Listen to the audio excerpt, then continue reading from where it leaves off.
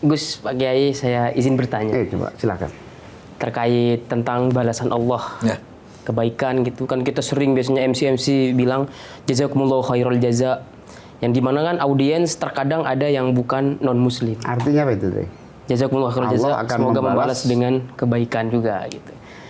Nah, gimana kalau misalkan audiens itu ada yang mohon maaf non muslim gitu, atau ada orang baik non muslim dia bersedekah terus baik gak pernah melakukan kejahatan, nanti apakah beliau akan mendapatkan balasan kebaikan juga dari Allah meskipun itu bukan yang percaya terhadap Allah? Apakah ada tahdid atau batasan di situ? Nah, sebelum itu apakah yang Allah lihat sebagai baik di kita? Ya. Kalau kacamata al-kauniyah, semua kebaikan namanya khair. Datangnya dari siapapun, berupa apapun, namanya khair.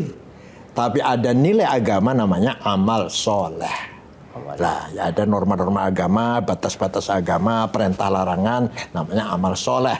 Amal soleh kebaikan harus diamalkan, yang tidak soleh harus tinggalkan. Tapi di atas itu semua ada namanya al-khairul mutlak, yang universal, kebaikan universal, termasuk kemanusiaan.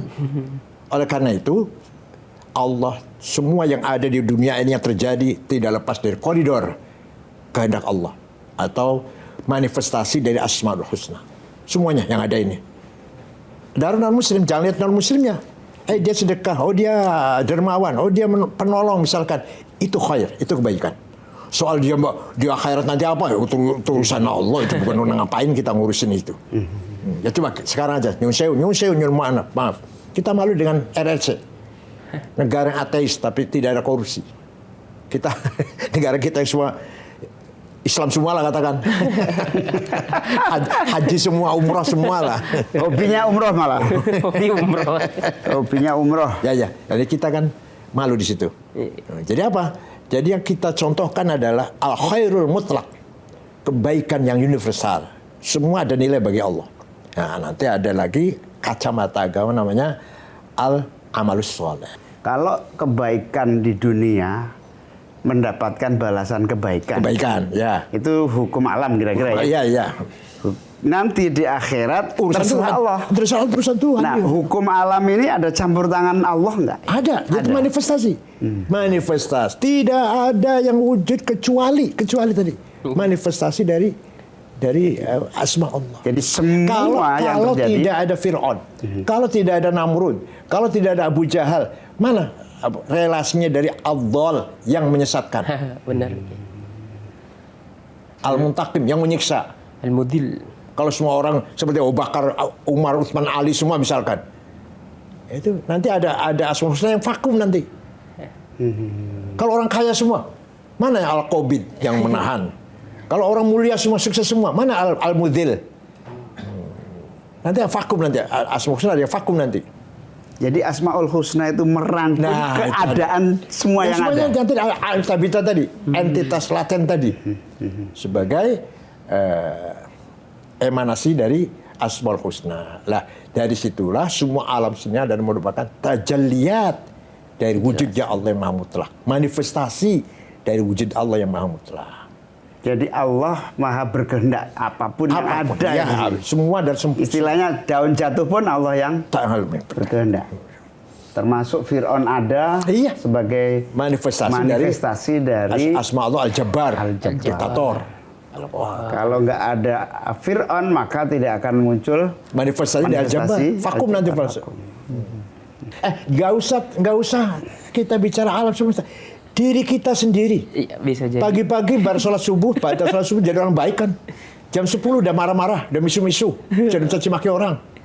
Itu manifestasi dari asma yang muncul di diri kita sendiri. Kadang-kadang kita sabar, kadang-kadang kita nggak sabar. Kadang-kadang kita dermawan, kadang-kadang kita pelit. Kadang-kadang kita ada rasa kasih sayang, kadang-kadang tega, kejam. Berarti sebagai hamba Allah dengan kesadaran penuh memahami Asmaul Husna itu harus bagaimana, Kiai? Harus semua kita anggap sempurna. Yang ada merupakan tajalli, manifestasi dari wujud Allah. Gak usah berontak, gak usah kenapa, gak usah. Semuanya ada merupakan manifestasi dari Asmaul Husna. Tapi kita harus berjuang. Bagaimana kita menegakkan keadilan, menyebarkan kebaikan. Tapi kalau sudah berjuang, kok kenyataan seperti ini, jangan. Walau syaa rabbuka la amana man fil ardi kulluhum jami'a. Seandainya Allah menghendaki sedunia ini makhluk semua beriman semua. Muslim semualah. Tapi Allah nggak menghendaki. Tidak menghendaki. Coba, dari timur sudah Albania, sudah Balkan. Dari selatan sudah perbatasan Sungai Leon, Prancis, Spanyol dengan Prancis. Kok mundur lagi tuh loh? Paling dikit lagi tuh. Prancis, Jerman, Inggris, Belanda. Dari timur Austria, terus Polandia. Islam semua itu dikit lagi tuh. Dia berhenti di situ malah, mundur malah. Balkan mundur sampai ke Turki sekarang. Malta dulu Islam, Malta, Crete, Cyprus. Dalam Al-Quran menyebutkan walillahil asmaul husna fad'uhu biha. Nah, kira-kira maknanya kalau praktek itu ya bisa jadi zikir untuk memohon kepada Allah. Ketahuilah, kira-kira itu maknanya, artinya secara bebas. Ketahui bahwa engkau itu adalah harus berhubungan dengan asma Allah. Jadi ketika ya Allah, sebelum bukan ya Allah, ya Razzaq. Kalau kita ingin rezeki, ya Allah, itu artinya ya Aziz, sukses atau mulia atau berhasil. Gitu kan. Kalau zatnya nggak ada relasi, zatnya nggak ada nisbat namanya, nggak ada idhofah. Ada setelah ada asmaul husna. Nah, ya, jadi ketika kita nggak punya duit, kemudian ya Allah, itu artinya ya Razzaq. Kita lagi jatuh. Tapi di kalangan Nahdliyin, para ulama, para kiai, beberapa asma Allah itu diwiridkan ya. Ada yang diwiridkan, ada yang enggak. Itu apa? Itu temuan atau bagaimana? Ya, kalau minta kaya kan ya Ghani, ya Hamid, ya Udu, ya Mu'id, ya Rahim. Kalau ya Syakur, ya Al-Mudir, Al-Qabid, yang maha menarik. kalau Asyakur wirid enggak? Asyakur juga sama. Masya Insya Allah minta berkah. Insya Allah Asyakur banyak berkah, banyak barokah. Matur nuwun Yai, luar biasa. Kita semakin memahami makna diri kita dan kehadiran kita serta memahami posisi sebagai hamba Allah melalui Asmaul Husna. Cara baru mendapatkan informasi. Download Metro TV Extend sekarang.